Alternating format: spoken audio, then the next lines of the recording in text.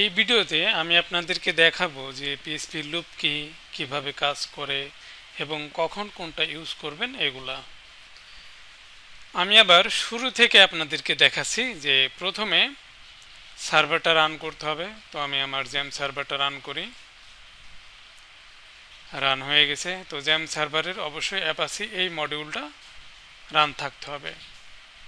আচ্ছা, এটা আমি ক্লোজ করে দিই। এটা কিন্তু রান থাকবে ক্লোজ করে দিলেও। ওকে, আচ্ছা, এবার আমি ভিএস কোড এটা ওপেন করছি। এটাও কিন্তু ওপেন হয়ে গেল, কিন্তু আমি লাস্ট টাইম জাভাস্ক্রিপ্টের কাজ করেছিলাম, তো ওই প্রজেক্টটা এখানে ওপেন হয়ে আছে। তো আমি আমাদের যে পিএইচপি প্রজেক্ট এটা ওপেন করতে চাচ্ছি। কিভাবে করব? ফাইলে যাব, ফাইলে গিয়ে ওপেন রিসেন্ট, এখানে দেখবেন যেসব প্রজেক্টগুলো আপনি এর আগে করেছেন এখানে সব পেয়ে যাবেন। এই যে পিএইচপি বেসিক এইচটি ডক্স ফোল্ডারের ভিতরে এই যে এই প্রজেক্টে ক্লিক করছি। এই যে এটা কিন্তু এখন ওপেন হয়ে গেল। তারপরে এই আইকনে ক্লিক করছি, index.php, এই ফাইলটা আমি কপি করব। রাইট বাটন ক্লিক করে কপি এবং কন্ট্রোল ভি, এই ফাইলটাই কিন্তু পেস্ট হয়ে গেল এখানে। তারপরে এই ফাইলটাকে রিনেম করছি, রাইট বাটন ক্লিক করে রিনেম অথবা F2 প্রেস করলেও হবে। আমি ফাইলের একটা নাম দিই, নাম দিলাম। এবার আমি এন্টার প্রেস করি। ফাইলটা ওপেন হয়ে গেছে। আর আমি আগের যে অ্যারের যে ফাইলটা ছিল ওখান থেকে আমি এই দুইটা অ্যারে কপি করে এনেছি। ওকে, পিএইচপিতে 3 ধরনের লুপ আমরা পাই, ফর ইচ, হোয়াইল এবং ফর লুপ। তো এই তিনটা আমরা শিখব। ফর ইচ লুপ কিন্তু এর আগেও আমরা অনেকবার দেখেছি। এখানে আমি ফর ইচ লুপের কোডগুলো অ্যাড করেছি, এগুলো আমরা আগেও করেছি। তো এখানে যে কার্ডস, এই যে এই অ্যারের ভেরিয়েবলটা এখানে অ্যাড করেছি। তাহলে এখানে কি করবে, এই যে কার্ডস, এই কার্ডস অ্যারের ভিতরে ঢুকবে, ঢুকে এর ভিতরে যে আইটেমগুলো আছে একটা একটা করে আনবে। এই কার এ কী করবে, একটা একটা করে আইটেমগুলো আনবে, এনে এখানে দেখাবে। তাহলে ব্রাউজারে চেক করে দেখি। ব্রাউজার ওপেন করি। আমি জাস্ট এখানে লোকাল হোস্ট এটা লিখলাম। আমি এই লিঙ্কে কিন্তু আগেও ভিজিট করেছি, এই জন্য এগুলো ব্রাউজার হিস্টোরিতে আছে। তারপরে কি করতে হবে, যে আমার ফাইলের নাম দিতে হবে, যে এই ফাইলের নাম এক্সটেনশন সহ স্ল্যাশের পরে দিয়ে এন্টার প্রেস করলাম। এই যে দেখেন, তো এখানে যতগুলো আইটেম আছে ততবার এখানে লুপ হবে, মানে আইটারেট হবে। আইটেম শেষ, লুপটা শেষ। ওকে, এটাই হলো ফর ইচ লুপের কাজ। ওকে, আমি এটাকে আবার কপি পেস্ট করি। আমি এটাকে কমেন্ট করে দিই। কমেন্ট করে দিয়ে আমি এটাকে লুপ করি। এবার এই যে অ্যারের ভেরিয়েবলটা এখানে অ্যাড করলাম, আর এর নামটা আমি চেঞ্জ করে দিই, নাম দিলাম আইটেম। এখানে কি পাবো, যদিও এটা অ্যাসোসিয়েটিভ অ্যারে, বাট আমরা ভ্যালুগুলোই শুধু এখানে পাবো, তাই না? রিলোড করে দেখে এই যে ভ্যালুগুলো এখানে আসছে। তো অ্যাসোসিয়েটিভ অ্যারের কি যদি নিতে চাই তাহলে এখানে আরেকটা ভেরিয়েবল নিতে হবে। আমি যে কোনো একটা নাম দিলাম, কি দিলাম, তারপরে ইকুয়াল, গ্রেটার দ্যান, এগুলো আমরা আগেও দেখেছি। তাহলে কি পাবো, তো আমি এখানে কিটা অ্যাড করলাম। তো কির পরে একটা ক্লোন দিয়ে দিই, এই যে শো হচ্ছে। এখন যদি এই যে কিগুলো প্রথম ক্যারেক্টার যদি ক্যাপিটাল করতে চাই আমরা, তাহলে করতে পারি যে এই কি, এই ভেরিয়েবলটাকে ফাংশনের ভিতরে রাখতে হবে। ইউসি ফার্স্ট নামে একটা ফাংশন আছে, তাই না? অথবা ইউসি ওয়ার্ডস নামে একটা ফাংশন আছে, এর ভিতরে রাখতে হবে। বাট এখানে কিন্তু এটা কাজ করবে না। ওকে, কাজ করছে না, কারণ পিএইচপির ভ্যারিয়েবল ছাড়া অন্য কোনো কোড কিন্তু এই ডাবল কোটেশন ভিতরে কাজ করবে না। তো এটা আমরা দুইভাবে করতে পারি। এক, আমি এই কোডটা এর ভিতরে আবার ডাবল কোটেশন নিয়ে এর ভিতরে দুইটা ডট এখানে অ্যাড করে দিতে পারি, এইভাবে কাজ করবে। এই যে কাজ করছে। এর থেকেও সহজ নিয়ম হলো যে এভাবে এখান থেকে কেটে দিয়ে কোলনটা ভিতরে থাকবে, বাট এটা থাকবে বাইরে। তারপরে এখানে ডট দিয়ে অ্যাসাইন করে দিতে হবে। এই ডট দিয়ে পরে যে কোড আছে এই কোডটার সাথে এটা অ্যাসাইন করে দিতে হবে, তাহলেই হবে। এটা আরও ইজি। রিলোড করি, এই যে দেখেন সেম কাজ করছে। আবার চাইলে এখানে আমরা HTML ট্যাগও অ্যাড করতে পারি। ধরেন আমি আইটেমগুলো এলআই এলিমেন্টের ভিতরে রাখবো, তো এলআই এলিমেন্ট এখানে অ্যাড করি, স্টার ট্যাগটা অ্যাসাইন করে দিই, আর এখানে হলো এন্ড ট্যাগটা অ্যাড করি, তাহলে হবে। অ্যাড করলাম, রিলোড করি, এই যে দেখেন এইভাবে শো হচ্ছে। বাট আমরা তো জানি যে HTML এর এলআই এলিমেন্টগুলো ইউএল এলিমেন্টের ভিতরে থাকে, তো আমরা লুপের ভিতরে তো ইউএল এলিমেন্ট দেওয়া যাবে না, ইউএল এলিমেন্টটা বাইরে থাকবে। এখানে আমরা এইভাবে একো করে দিতে পারি, আর এটাকে আমি এখান থেকে কপি করে নিয়ে এসে এখানে এটা অ্যাড করে দিলাম, তাহলেই হবে। এই যে এলআইগুলো এখন ইউএল এর ভিতরে চলে গেছে।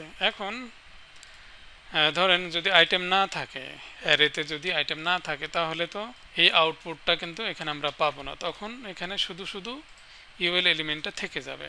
আমি এখানে গিয়ে দেখাই, এই যে দেখেন ইউএল এলিমেন্ট এখানে রয়ে গেছে।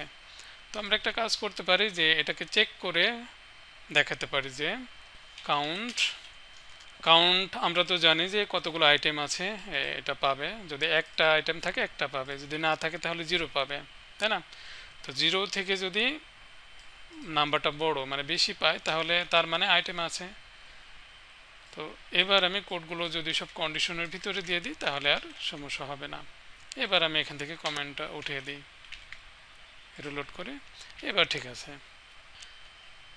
লুপের ভিতরে আমরা আবার কন্ডিশন দিতে পারি এইভাবে যে ইফ ধরেন আমি চাচ্ছি যে যখন এই সিলভার এই ভ্যালুটা পাবে তখন লুপটা থেমে যাবে। ধরেন যে সিলভার ট্রিপল ইকুয়াল দিই যে আইটেম ভ্যালু, তো আমরা এটা দিয়েই পাচ্ছি, এই ভ্যারিয়েবলটা দিয়েই পাচ্ছি। যখন সিলভার পাবে তখন আর লুপ হবে না, এটা ব্রেক হয়ে যাবে। সিলভার আইটেম থেকে ব্রেক হবে, সিলভারটাও কিন্তু এখানে আসবে না। রিলোড করি, এই যে দেখেন সিলভারের আগে যে দুইটা আইটেম আছে এই দুইটা শো হচ্ছে, আর সিলভার থেকে এই দুইটা আর শো হচ্ছে না, তার মানে এখানে এসে লুপটা থেমে গেছে। ওকে, আচ্ছা, এটাকে আমি কমেন্ট করে দিই। আবার যদি আমি এখানে কন্টিনিউ করি তাহলে কি হবে? কন্টিনিউ করলে যেটা হবে সেটা হলো যে সিলভারটা বাদ রেখে সিলভারটাকে স্কিপ করে পরে যদি আইটেম থাকে সেগুলো এখানে শো হবে। রিলোড করে দেখেন, এই যে সিলভার আসে নাই। তাহলে এখানে ব্রেক কি করছে, যে ব্রেক করে দিচ্ছে লুপটা, যে কন্ডিশনে যেটা দেওয়া থাকবে ওইটার আগ পর্যন্ত লুপ চলবে, মানে ওইটার আগ পর্যন্ত আমরা দেখব, তারপরে আর লুপ চলবে না। আর কন্টিনিউ কি করবে, কন্ডিশনে যেটা দেওয়া থাকবে ওইটাকে বাদ রেখে পরে যদি আইটেম থাকে সেগুলো দেখাবে।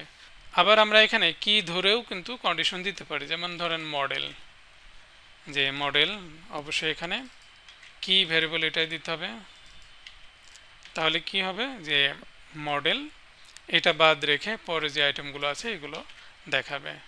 এই যে দেখেন মডেল আসে নাই, পরে দুইটা আইটেম এখানে লুপ হয়েছে। ওকে, তাহলে আমরা ফর ইচ লুপ দেখলাম, এবার হলো হোয়াইল লুপ আমরা দেখব। হোয়াইল লুপের জন্য হোয়াইল এটা লিখতে হবে ফার্স্ট ব্র্যাকেট, তারপরে কার্লি ব্র্যাকেট, এর ভিতরে কন্ডিশন থাকবে। দেখেন ফর ইচ লুপে কিন্তু কোনো কন্ডিশন ছিল না, কিন্তু এখানে হলো কন্ডিশন দিতে হবে। তো এখানে আমি একটা ভেরিয়েবল নিচ্ছি, এক্স এর মান দিলাম 0 সেমিক্লোন, তারপরে যদি এক্স এর মান 10 থেকে কম অথবা 5 দিলাম, 5 থেকে কম অথবা 5 এর যদি সমান হয় তাহলে এখানে একো করব আমি, এটা একো হবে। হোয়াইল লুপ নিয়ে যখন কাজ করবেন খুবই খেয়াল করে করবেন যে কন্ডিশনটা ঠিক আছে কিনা, তারপরে আবার এখানে আপনাকে এটাকে ইনক্রিমেন্ট করতে হবে। হ্যাঁ, আমি এটাকে কমেন্ট করে দিই। এবার যদি আমি রিলোড করি তাহলে এই যে দেখেন ঠিকঠাক আছে, এখানে বিআর ট্যাগ অ্যাড করে দিই, এই যে এখন কিন্তু ঠিক আছে। তাহলে এই লুপটা কিভাবে কাজ করছে, যে এখানে কন্ডিশন দেওয়া আছে যে এক্স এর মান যতক্ষণ 5 এর নিচে বা 5 এর সমান থাকবে ততক্ষণ এটা লুপ হবে, মানে আইটারেট হবে। এখানে এক্স এর মান এক এক করে বাড়বে, প্রথমে 0 আছে, একবারে 1 হবে, তারপরের বার আবার যখন লুপ হবে 2 হবে, আবার পরে যখন আবার লুপ হবে 2 থেকে এক ইনক্রিমেন্ট হয়ে 3 হবে, এইভাবে মান বাড়তে থাকবে। প্রত্যেকবার লুপ হলে মান বাড়বে, বেড়ে বেড়ে যখন 5 পর্যন্ত যাবে, এখানে কন্ডিশন দেওয়া আছে যে 5 এর নিচে অথবা 5 পর্যন্ত আসলেই এই লুপটা চলবে, আর যখনই 5 এর বেশি হয়ে যাবে তখন এই কন্ডিশন এখানে ফলস হয়ে যাবে আর লুপটা থেমে যাবে এইভাবে। আর মনে রাখবেন, এটা যদি আপনি না দেন তাহলে কিন্তু এই লুপটা কখনোই শেষ হবে না, চলতেই থাকবে এবং একটা সময় ব্রাউজার হ্যাং হয়ে যাবে। ওকে, এগুলো খেয়াল করে করবেন।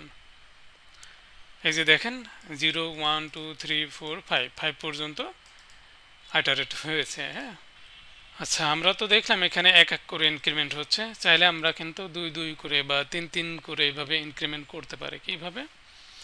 তো এটার জন্য এখানে এই একটা প্লাস কেটে দিতে হবে। দুইটা প্লাস থাকা মানে হলো এক এক করে ইনক্রিজ হবে। তো আমি এখানে প্লাস ইকুয়াল 2 দিই তাহলে 2 2 করে ইনক্রিমেন্ট হবে, অথবা যদি 5 দিই তাহলে 5 5 করে বাড়বে। তো এখানে আমি ভ্যালু বাড়িয়ে দিই, 50 দিলাম। এবার দেখেন রিলোড করি, এই যে 0 5 10 দেখছেন 5 5 করে বাড়ছে এখানে। তো এটাও আপনি করতে পারেন। আবার আপনি কিন্তু ডিক্রিমেন্ট করতে পারেন। কিভাবে?